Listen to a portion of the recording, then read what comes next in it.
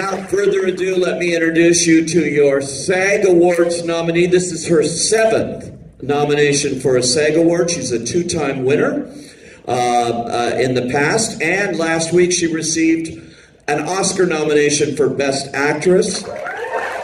Yes, for an amazing performance. Please welcome Annette Bening.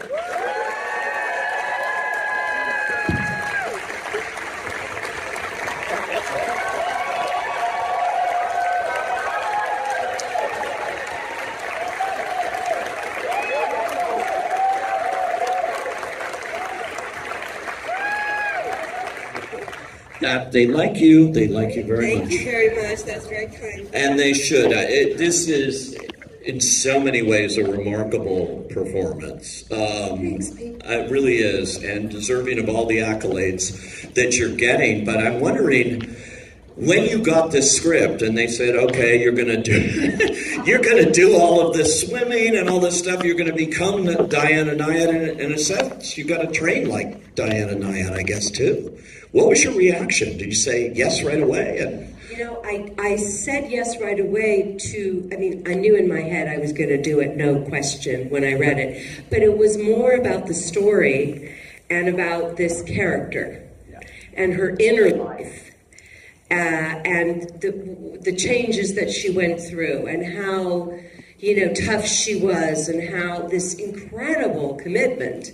I mean, it was the story and the woman and the inner life of this woman that really got me. Yeah. And I didn't think as much about the swimming. I honestly didn't. You know, I don't know what I was thinking, but I just was into the story, and I didn't really think, you know, really sit and think through, okay, bathing suit. Bathing suit. Yeah. And I'm a very impulsive, basically, person. And in some ways, I think that's good. I mean, when I respond to something, and I really respond, it's not an intellectual process. It's like when you see something that you love. You know, you get it in your gut.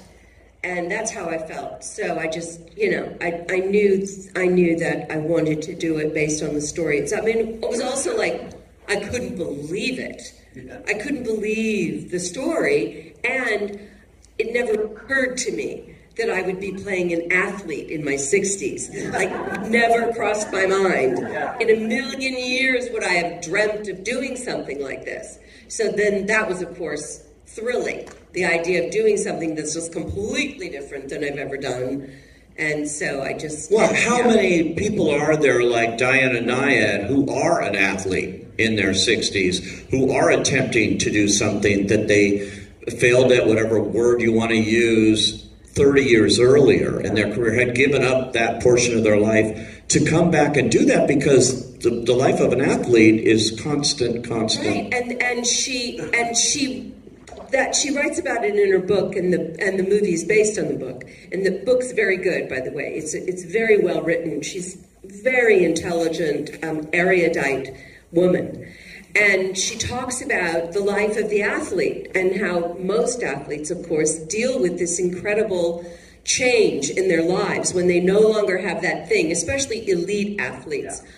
Highly successful Olympians and others who are used to just living with that thing where you're always going to the next goal and you're, you know, climbing the next mountain, whatever that is. So she really missed it. She missed that high of that going after something. And so that was the thing that she was convinced that she still had in her head.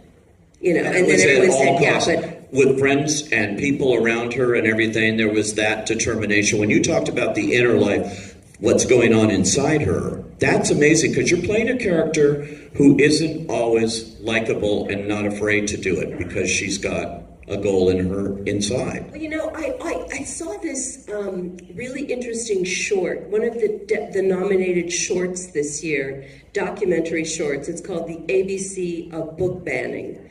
And it's amazing. Short film. Sheila Nevin's a great... Oh, that's right. Yeah, that's exactly right. So there's one book in there that was banned. And I think it's called, it's a girl's, you know, for young girls, and I think it's called Ambitious Girl. And in it, there's a lot of affirmations and a lot of discussion about being an ambitious girl, and I thought, there's something about that. There's something in the culture, and I don't know that I can articulate it, but I think that a woman who is like Diana, and this characterization is not exactly Diana. Diana is incredibly charismatic.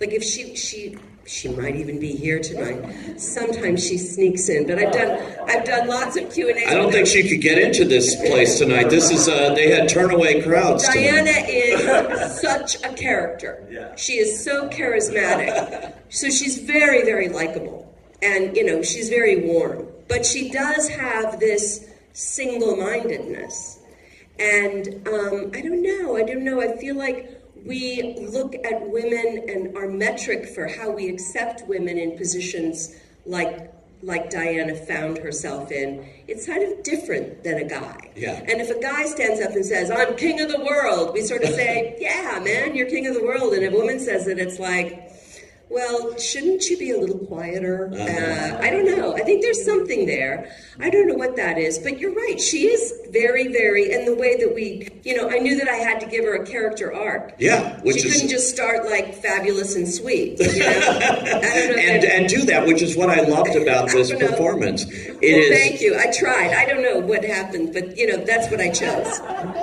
It's very clear you did. And how much did you work with Diana and Nyad when you're playing a real life person like that? You played several. You played the late great, you know, Diane Feinstein and many others in your career too. What is the responsibility to you as an actor, and what do you hope to get from them to help you in this? Well, with Diana, I felt a great responsibility towards her, and I wanted to know as much as I could. And I wanted to know what was some of the, you know, what was really going on inside. And she has a very soulful essence, and she has a lot of softness, and she has a lot of you know, for want of a better word, vulnerability. She did have a lot that happened to her as a kid, and we didn't want to make the story simple in that way. We didn't want to overemphasize the things that happened to her, and she certainly doesn't want it that way. She doesn't see herself as a victim at all. But I do think that having the dad that she had, and we don't see it too much in the film, you'd only see a touch of it. But if if you're interested and you want to learn more about the book, she really talks about the dad, who actually was her stepdad. And she didn't know it at the time, which is another strange thing that her mother never told her until she was older, that in fact this charismatic, handsome figure who was kind of this big dreamer, but he was also abusive, and that he was in fact her stepfather and not her biological father, which she didn't find out until she was in her 20s, and of course this coach who abused her. So she had a lot of that. And I think a lot of her initial marathon swimming in her 20s came out of that this happened all during her teens. So, I felt an enormous responsibility. And I also needed her to trust me, and that's something that that's a very, very special thing as an actor, right? That you get to know someone so well. And I am her advocate. I am fighting for her. I'm fighting for her character, and I'm fighting for her point of view. And that's our job, is to love these people to death and just want to fight for everything that is on their side, just as we would fight for our own lives. So I did get to know her very well, and I really love her, and we've become friends. And Bonnie as well. Bonnie's an amazing woman. I mean, and during the strike, since I couldn't go out, Jodie couldn't go out, Diana couldn't go out, so Bonnie became the one, and Bonnie was like, took over the Q&As, and she actually began to really love it, because, she's usually like in Diana's shadow, and Diana's the one that's talking all the time. So let me tell you, I can vouch for that. I was at the Telluride Film Festival, where Annette couldn't be because of the strike and all of that. We support support the strike in this crowd in particular. SAG strike, yeah. It's good. And WGA, I'm in WGA. So, but I saw Bonnie. And I got to know Bonnie there, and she was having dinners. She was the life of the party, let me tell you.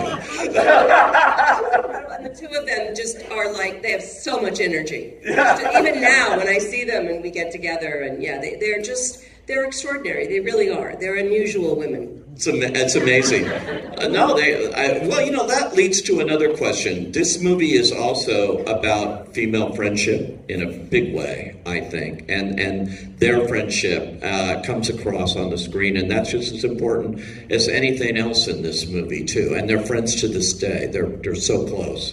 They are. They're deep friends. And it's important for me and for Jodie that this part of the story, who's also nominated for SAG and Oscars.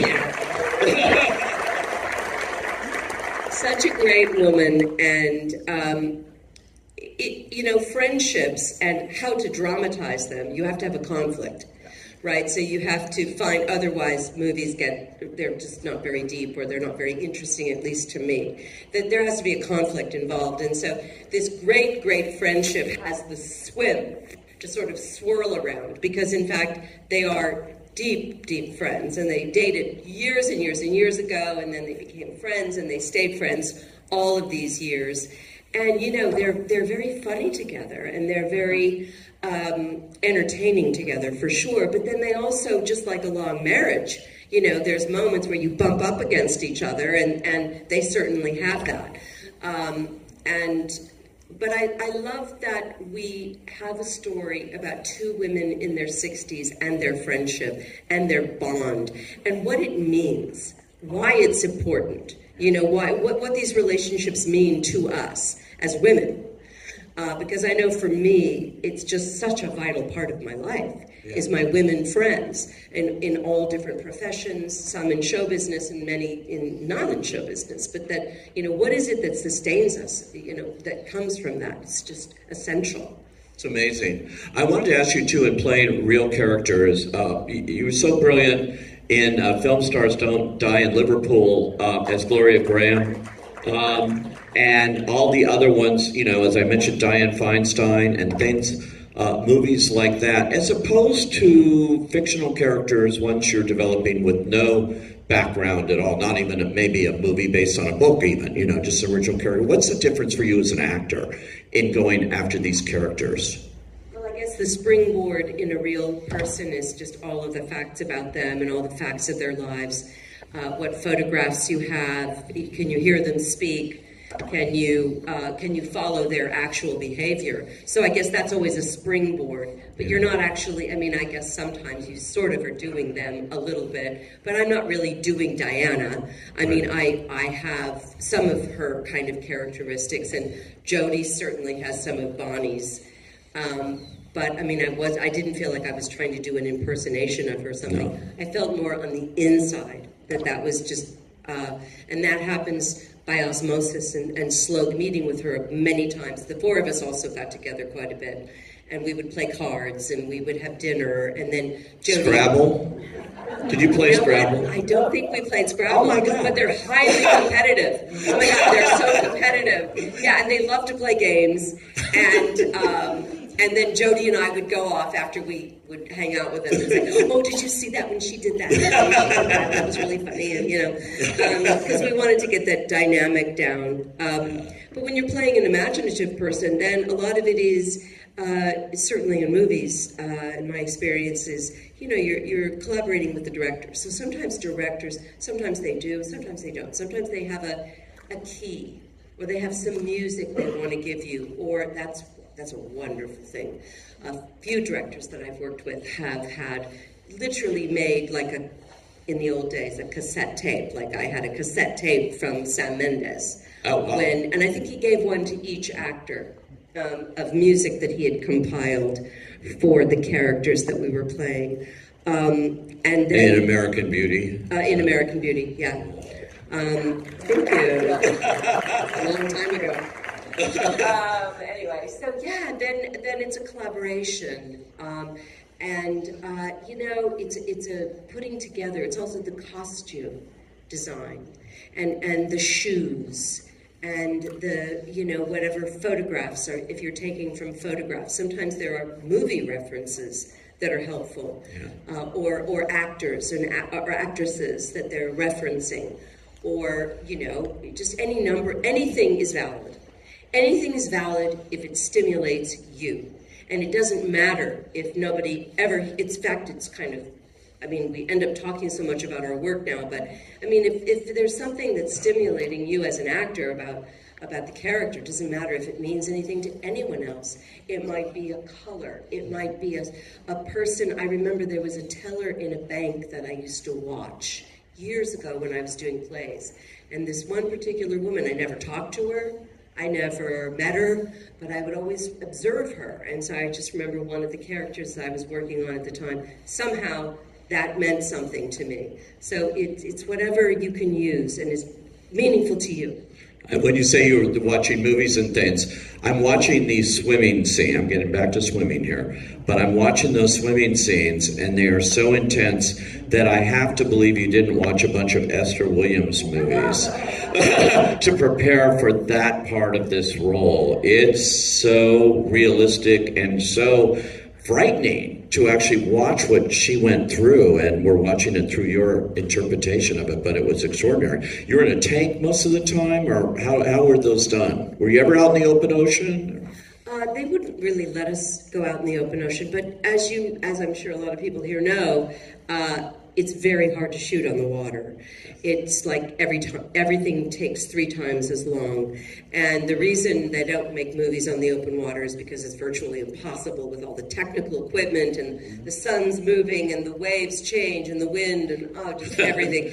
So we shot in a tank in the Dominican Republic. It's a 70 meter by 70 meter tank, so it's big. And you're right adjacent to the ocean. Yeah. You're not directly next to it, but you're probably, I don't know, 25 feet. And then, so the tank is out here, and then there's a ramp, and all the equipment is on the ramp. And then, in our case, the boat was about, probably, I don't know, maybe 120 feet out. And then the boat would just go back and forth, back and forth. And then, you know, there's green screens on the side. There's also a center, in the center of the tank, there's a very, very deep area. Most of the tank isn't that deep. But in the very center, they have a very deep section where they can shoot. You know, the cameraman can get way down below and shoot up at you this way. But we shot with an underwater photographer a lot of the time, Pete Zuccarini. He's a great underwater photographer, and he's also does documentaries and all kinds of things. And he's like 6'3", looks like a merman, and he free dives too. Most of the time, he's free diving. Wow. It's really interesting. So he's got this crew with him. So we would, you know, get the boat into position, get me in the water, get it all ready to go, get the cameras where we want them to be, and then Pete would be underwater, and he would have like his guy on the surface, his, you know, partner, and then Pete would say, okay, when we were all ready, he would like do his silent, like giant breath, and he would just go down, get into position, and then he like signals to the guy on the surface. The guy on the surface says, okay, go, okay, action. So then I start swimming, and then like Pete's down there, and I'm swimming along, or he's around me this way, or he's behind me, or wherever he is. So yeah, it was great. It was a lot of fun. It was quite amazing. Yeah. We did do one day in the ocean, but you know, in the real ocean at the very end, because Netflix didn't want me in the ocean. I think it's also like a liability thing. But well, the shark comes along. Yeah, there goes your star. No sharks down there.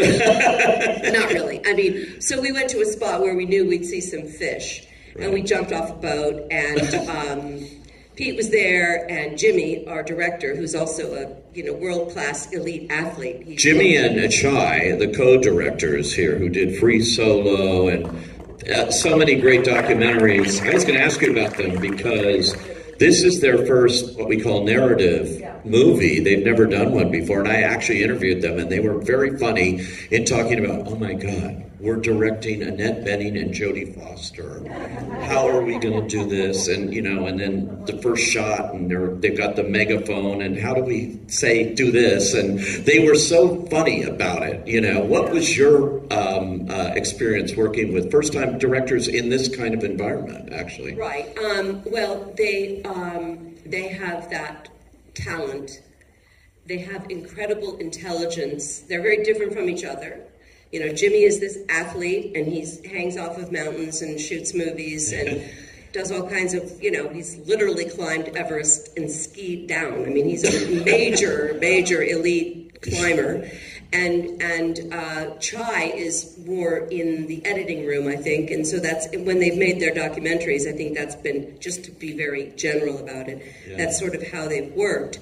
But they're both, yes, they had a certain trepidation about that, but then they're also very confident and very able. And they also liked the idea that they had somebody to tell what to do, because in documentaries, you know, you're waiting for the subject to maybe, like, are you going to break down at any point? Are you going to have like a really tough moment? You know what I mean, I hate to say it, but it's kind of like what you're doing in docs. You're waiting for these moments, whereas with us, they could say, okay, this is the point where you really break down, or this is the point, you know, and that's like, oh yeah, that's what we do. Okay, you know, and so yes, but they did have a certain amount of trepidation, but then they also, you know, would each of them would talk to us. I think one thing they felt was that they needed to agree on everything. Right. And I kept saying to them, no, you don't have to agree. It's good that you don't always agree. No, we all need that. We need to find a way to disagree creatively and to have a different idea, and to say, well, I think it should be this, and somebody else says, well, I don't know, maybe it should be that. And in that process, you maybe come up with the third idea that nobody would have thought of otherwise. Right. And that's the whole essence of the maximum creative environment, is balancing the chaos and a certain amount of, like, well, what could happen here? And keeping it open and keeping it spontaneous, and maybe there's a discovery that can be made, while also having to stay on schedule and be organized and, you know, not be a bunch of crazy people. So it's like there's somewhere in between is the sweet spot. But you have to be able to have creative arguments, not arguments, whatever, discussions, you know, where there may be some disagreement. So I did encourage them to disagree, but they never wanted to show us that. But well, they're also husband and wife. I know. I know. And you know, because I know you're married, Pete. Yeah. We never disagree with our spouses, do we? No, never. We don't have a fight, ever. No, ever. Never happened. Never, not once. Fortunately, my wife's not here to run up on the stage and say that's not true. I have to ask you, you know, when you look at somebody like Diana Nyad, who's following a dream that, you know, she always wanted to do, but she thought it was never going to happen. Do you have that in your own career now? Is there something? I've seen you on stage so many times, and you are one of those actors that goes back to the stage as much as you can, back to the roots. Is there something that you've wanted to do that you've not done yet, not achieved, that you're saying, I kind of like want to do that? I don't know that there's one role or one play. When I started in the theater, I would never have imagined that I could say that, because there were all these parts that I wanted to play in the theater. But then as time went on, I also realized that, you know, that there were some parts that I would never play, and that was okay. I kind of got over it. I also just started doing movies, and I didn't do a play for a while. You know, it's funny, when you ask me that, a couple of people have asked me that recently, and I think the honest answer is yes, there are things I would like to do, many different things. I don't know quite what they are, but that the aspirations I have that are personal, that I wouldn't really share in this moment, are more internal.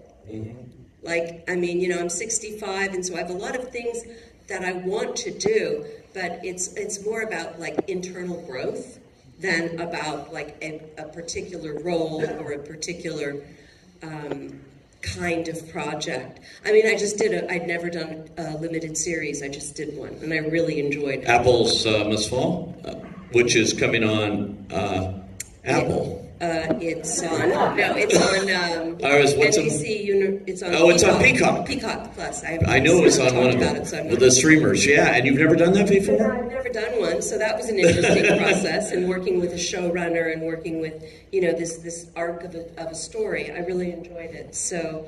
Something new always comes along. I'm lucky, so that's what I depend on. And if it's something I respond to in the writing, it is usually because I've never done anything like it and couldn't imagine having done something like it. So you get to dive into new things, which is that's the joy, is the newness, the discovery, the learning, the new group of people, the alchemy of a new group, and that's the kick. Is going in and having a new family and a new company to work amidst.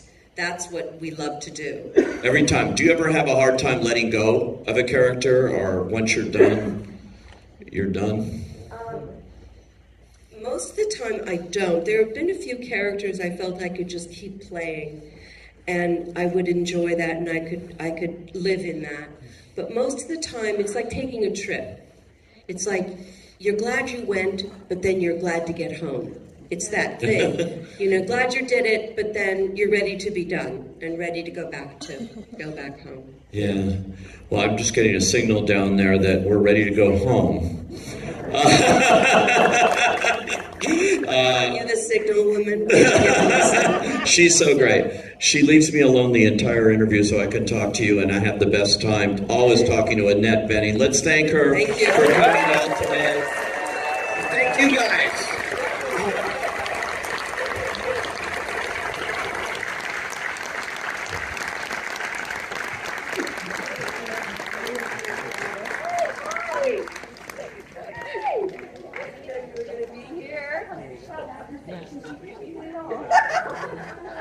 Here.